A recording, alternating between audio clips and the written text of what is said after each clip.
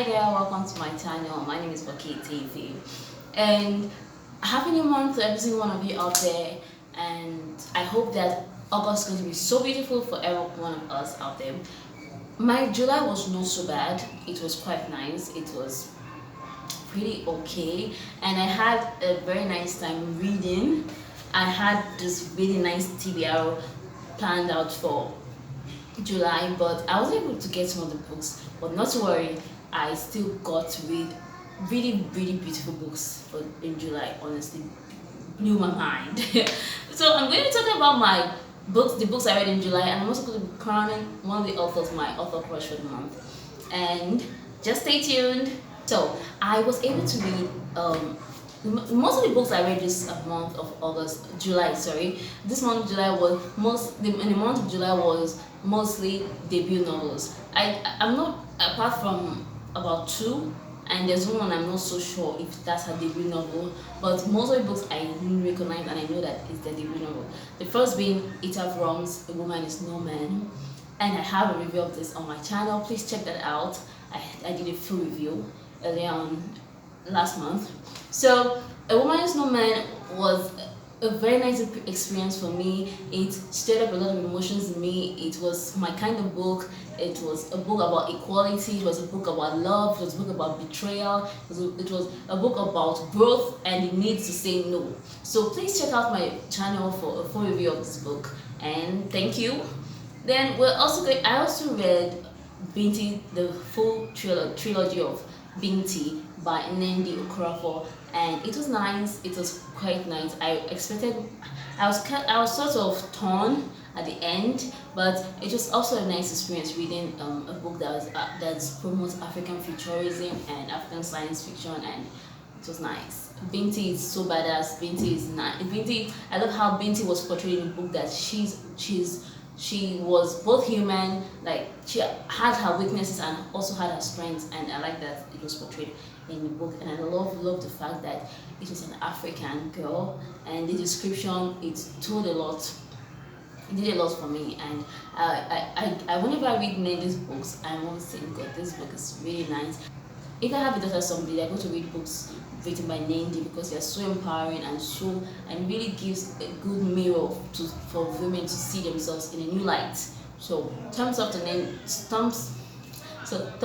Nandi anytime, any day. Then I also read Freshwater by Aqua. I have a big smile on my face when I mention this book, because it blew my mind. I really needed this book. There was a particular time during the month that I wanted something that would give me that boom. I was searching for it, and I was searching for it, and I added it to my TBR because I was reluctant to read the book. My cousin already told me that it's creepy but weirdly interesting. I had that at the back of my mind, and I've been seeing the book around, but I've been reluctant to read it, and so I decided to read it, and it was the best decision ever. I love the book so much. I have a full review on my channel. You can check that out. Thank you very much, and please leave a comment. And if you've read the book as well, what do you think about the book? A lot of people don't really like this book. They have their own they have their reservations or whatever about the book, but for me it was quite of a refreshing tale. For me, it was something that I've never seen before. Although I have seen books on that line that talks about an Ogbanje child. For those who are not Nigerian, Ogbanje children are kind of children that have some sort of, they have their, how do I explain it now? I explained it on my video, so go and check it out. Thank you. Then I read The Fisherman by Chigozie Obioma. After reading Chigozie Obioma's debut novel, The Fisherman, I was on the edge of my seat. In fact, the sweetest part was that it was an audiobook, so it was the narration. I kept the narration on speaker, so it was my sister and I that technically read the book together, because she was listening as well. And it was just weird and sad. And I said to myself, why am I so sad? And she said, she too. The book is so sad because, and it has the backdrop of 90s Nigeria, which was a period where we grew up. And for me, I sort of put us in that in the shoes of those four brothers, and I was on the edge of my seat every minute, every turn, every thumbs up to Chigozie. He's such a very good writer that the imagery was flawless, and you could tell, you could feel the pain, you could feel every single thing that those boys were feeling. I recommend it for anyone who wants to be on the edge of the seat of the book. It talks about the childhood. I wanted to do a full review of this particular book. I think I'm going to do it because we're talking about it now. I'm so happy that I read it, so I think I'm going to do a full review of the book.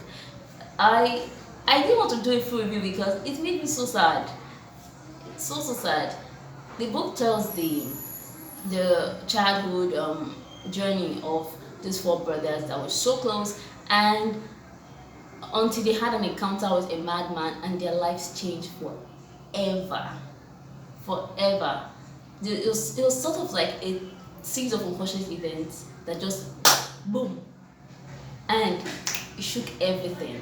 The happy household was changed forever. Every single person. I recommend it for anyone, and I think I'm going to do a full research and break it down for you guys to know very well. Chigozie Obioma is a talented author. I give him that. Also, Of Women and Frogs, written by B.C. Ajakun. I hope I got that pronunciation right. It tells the story of Issy. I think from all the books I read this month, Issy is my favorite character. Her sense, I can highly relate to this character a lot because of how much she has so much questions, and she's always willing to learn something, and a lot of things don't make any sense to her, and I just relate to this character, and her sense of humor is unmatched. So I'll crown Issy my favorite character for the month of July. She's so funny, and she doesn't think in a way that, oh, I'm trying to be funny. No, it's just her mind, just how she talks, it's just how she reasons that it's just so funny. The story tells about this Issy, that she's partly Nigerian and she's partly Ghanaian, and her parents got separated, so she had to come live with her father and her stepsisters in Ghana, and the hypocrisy and the double standards that is meted out on women got her wondering and asking questions that nothing makes sense to her. Nothing makes sense to Issy at all. And I love how she's ready to exploit a lot of things, ready to learn a lot of things. And the book, what actually touched me in the book is, or whatever actually struck me in the book is that how much African parents, most of them, like to sweep sexual education under the carpet. It's sort of like a very sensitive topic. Oh, don't talk about it, ignore it, and hopefully they get to understand, or they get to kind of miraculously know about it.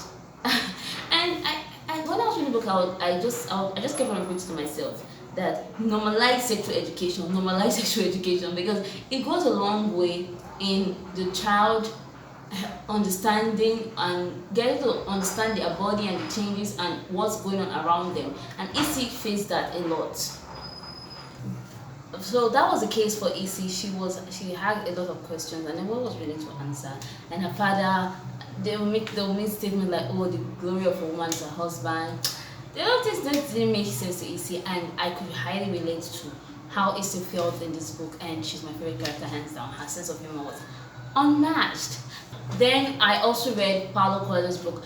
Like how you say, if you're an ardent follower of this channel, I always read a book by Paulo Coelho every month, because it's sort of like a safe space for me. Something that his books are like therapy for me. Like I get to step back and reflect and read his stories, and so it's always nice experience, but personally for me. This month I read stories for parents, children, and grandchildren. This book is sort of like a collection of some famous stories that from different tribes or races. So he just sort of collected all of them, some sort of very reasonable and knowledgeable stories from the past that he did. Most of the stories are not actually Paulo's stories that he wrote themselves, There's some that are his, but most of them it's like a collection of, okay, this folk tale or something, or this a particular teaching. So he just sort of added all of them together. The stories are are so empowering, and it was my bedtime story for the month of August, for the month of July. Sorry, I didn't count, but the stories are quite much, and the stories are not long. Sometimes they're just a page, so you can just read that page and slip off. It's quite nice. I'm not even done with it. I'm still reading it, so yeah, you can check it out too. And that's just the book one of it. There's actually a book two, but I'm just reading just the book one. So that's it. Then now for the big moment, which is crowning my author crush for the month of July. My author crush for the month of July goes to Aqua, author of Freshwater. That Freshwater was her debut novel, and I have been stolen, if I can say that word. I love how she uses she told us this particular Freshwater story. It was amazing. When I say mind blown, mine was blown. And I enjoyed everything about the book. I have my full review of the book on my channel, so you can go and check it out. Aqua, she's an author, she's a visual artist, she's amazing. She has other books in the works. She has a new book titled Pets. This one is about monsters. I don't know, I'm trying to get that one. I don't have it yet. I would love to read it. I'm looking forward to reading it. Then she also has another book that is coming on, The Death of Vivek Orji. She has won lots of awards. She's on the map, if I can say that. She's really doing well. Her stories are so well written that her stories embrace or talks about individuality and just trying to find yourself or trying to embrace the person that you are. That's what this Freshwater is mostly about, and also I think most of her writings are going to be about as well. Fingers crossed, or I'm expecting to read more. So that's my author crush for the month of July. What's yours? Please leave in the comment section, and until next time, very soon, goodbye. Take good care of yourself. Do not forget to like, don't forget to share, do not forget to subscribe to my channel. Goodbye.